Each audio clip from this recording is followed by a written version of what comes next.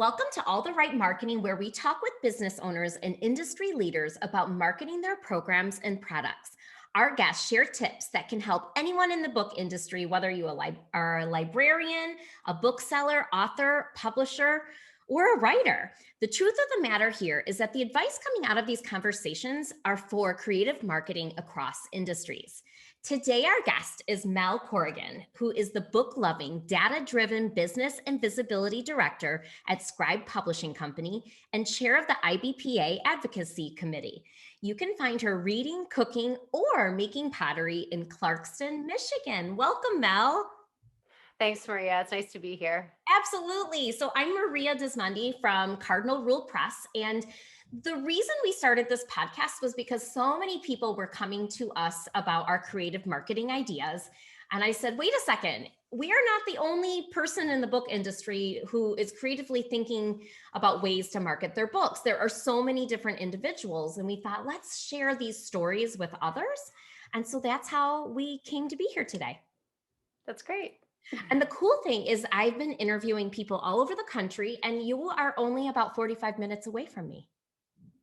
I didn't even realize you were, where are you? We're in Walled Lake, Michigan.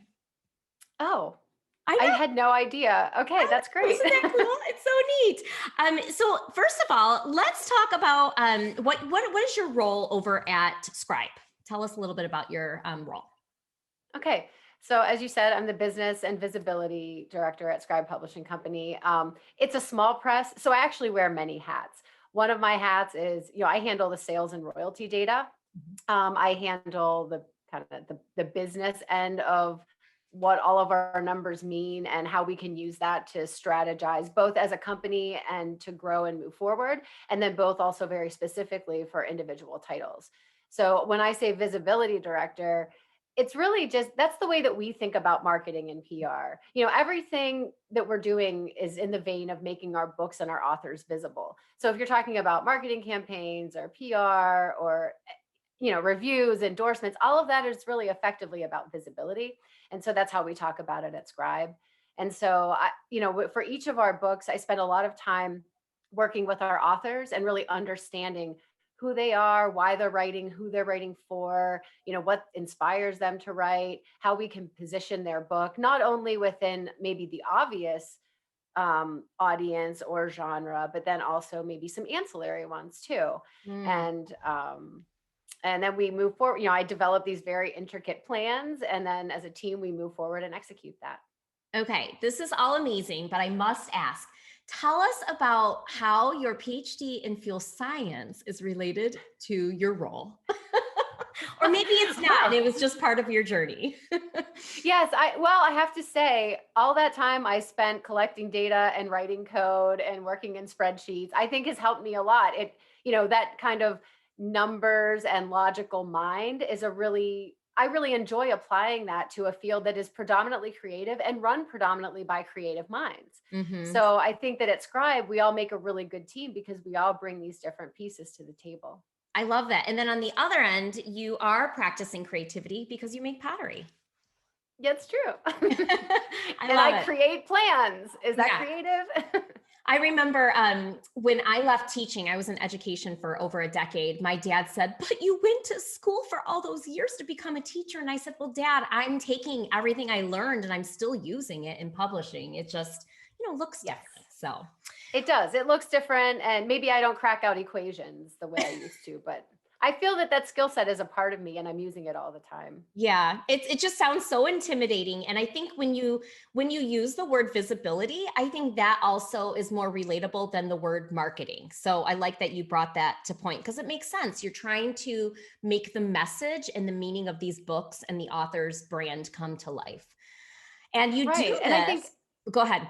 sorry, I'm sorry. And I was just going to say, I think marketing is really only one small piece. I think that the process of what I think of as positioning is actually where so much of everything really, it all rests on the positioning at the beginning.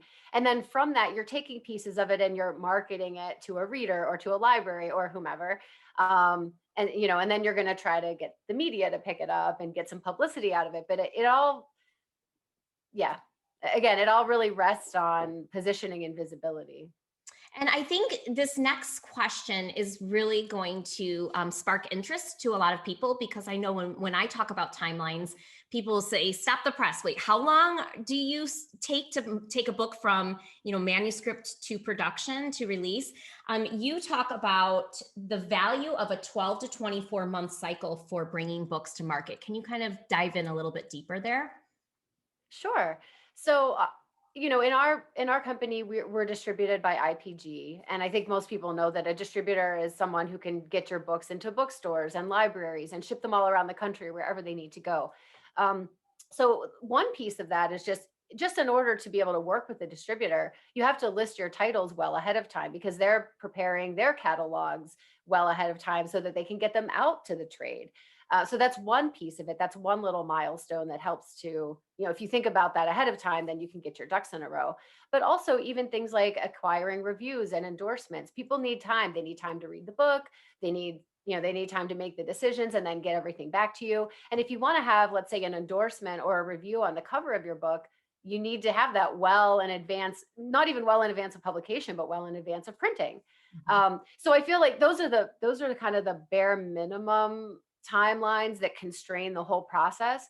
So at a minimum, you're looking at 6 to 9 months out if you want to be involved in the trade process. But Absolutely. then in-house, we have other things going on. We're marketing existing books.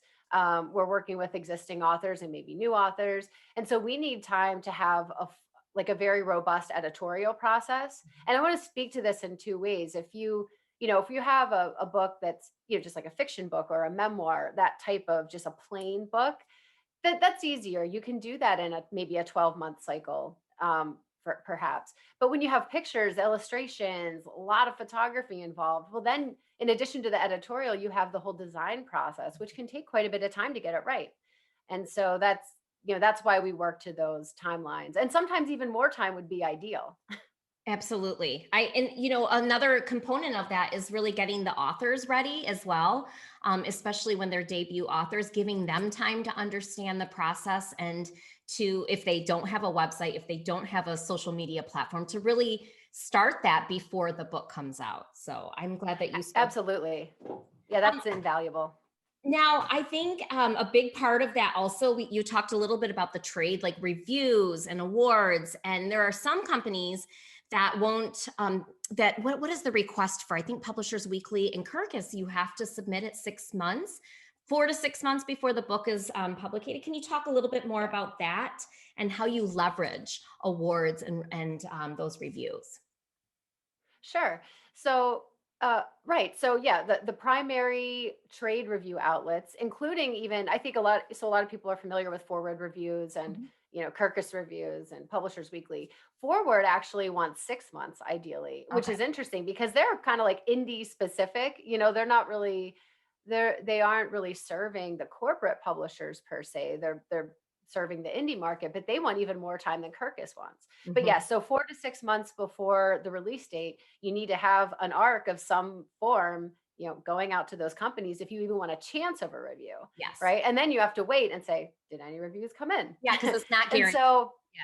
yeah, it's not guaranteed. And then, frankly, that's one way you can do that. And then, if you don't get a review, then you have the option for a paid review for some of those entities, if that's something that appeals to you.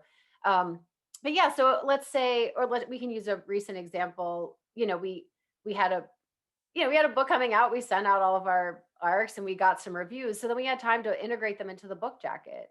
And then that's a really nice thing for readers. I know it's hard for us to think about this right now. We're still in like this COVID sort of world, and maybe we're not browsing bookstores the way we used to. But typically, if you're in a bookstore and you're picking up books, I think it says a lot to turn that book over and see reviews and endorsements from other authors or premier people in that particular industry or genre.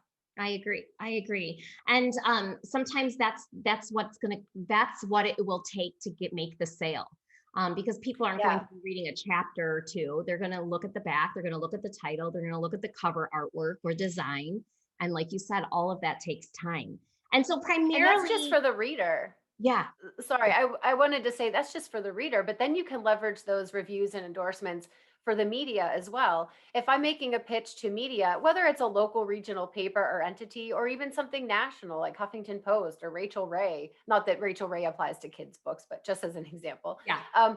when you have that list of, oh, hey, this very popular author endorsed my book, that might get someone to pay a little more attention to your pitch and give you some consideration. So we integrate that very heavily in our media outreach.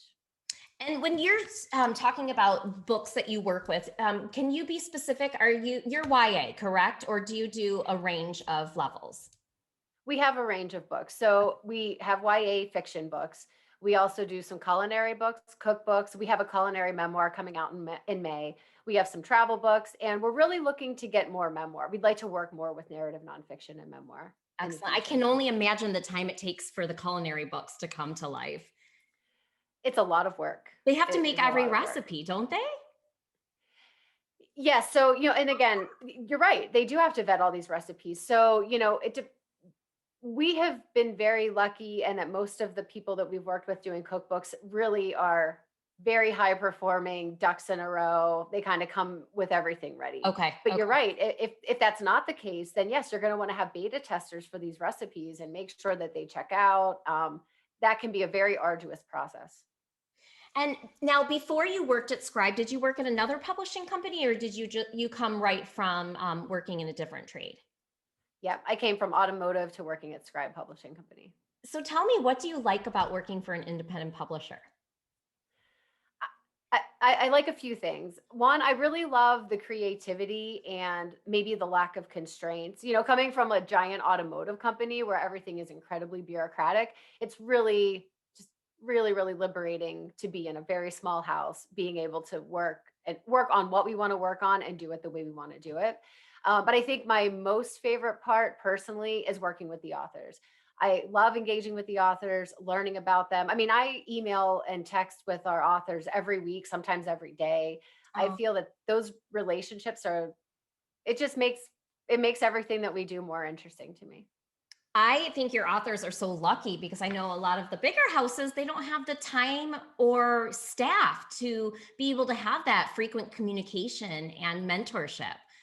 Yeah. And I'm going to answer your question. What I like about being in the independent publishing industry, I think it's important to note that it feels like a family and like a team.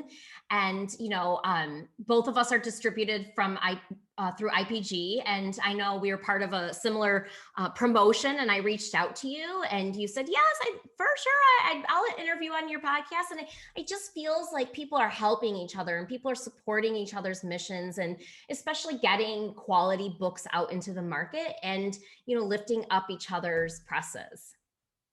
Yeah, I feel the same. I don't feel that it's a competitive environment. It feels like a very inclusive and supportive environment. And, I'm active with IBPA, and we have these roundtables, and I know you participate in many of them. And people are so willing. You ask a question, they'll give you all the information they have. Everyone really wants to help one another. We share resources. We're like, oh, here's my email, send me your questions. And that feels really great. You Everyone know, is so accessible. and for those of you tuning in, if you are in the book industry, I would highly recommend. I don't get paid anything to tell you about IBPA, neither does Mel, but I have found so much through that organization, and they just wrapped up a really great conference, and I learned so much from attending that. So it does feel like people are just giving, giving, giving. So where can we find you? Tell us a little bit more if people want to follow up and they want to see some of your titles. Okay, so you can find us at scribe-publishing.com on the web. Our socials are Scribe Pub Co. That's on Twitter and Instagram, and then on Facebook at Scribe Publishing Company.